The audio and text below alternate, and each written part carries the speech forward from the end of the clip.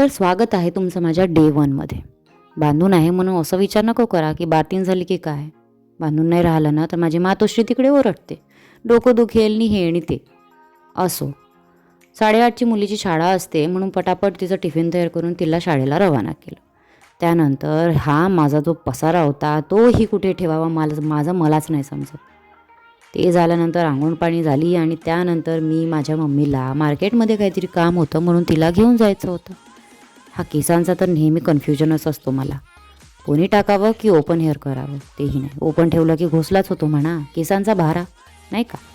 आणि पोनी ठेवली की हे असं दिसलं मला. आता हे केस जात आहे त्याचं वाईट तर वाटतं, पण त्यानंतर ते जे जमा होतात ना त्याची माझी आई भांडे घेते, भांडे किंवा कपं. आता जरा मिररसमोर स्टाईल मारल्यानंतर दुकानाकडे वळले.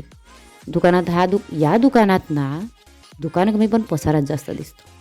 तिकडनं आल्यानंतर बहिणीसोबत थोडे गप्पा गोष्टी मारल्या आणि त्यानंतर मुलीला शाळेत घ्यायला गेली. मुलीला शाळेतून तर आणलं आणि त्यानंतर तिचं हे असं दिसलं, म्हणजे तिची वस्तू जागेवरच हवी हे तिलाच माहिती आहे. चांगलं आहे.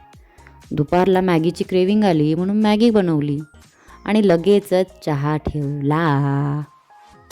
तर येता काय चहा प्यायला? हो, ओके, तुम्ही तुमच्या घरी प्या, अद्रकवाला. ज्वेलरी बनवून घेतली, थोडीशी उरली सुरली होती तर. त्यानंतर सायंकाळी या गाडीमध्ये ऑक्सिजन द्यायचं होतं. म्हणजे कोणी असं यंत्र का नाही बनवत की गाडीमध्ये तेल टाका आणि महिनाभर गाडी चालली पाहिजे. बनवा यार. असो, सायंकाळी घरी आली आणि आपलं ते स्वयंपाकाचं केलं. स्वयंपाक बनवला. त्यानंतर मुलीचे जरा नाटकच सुरू होते माझ्या मागे.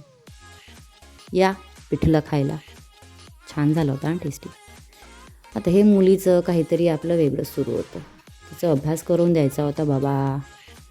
एवढीशी आहे तरी तिचंही काय नाही सांगावं.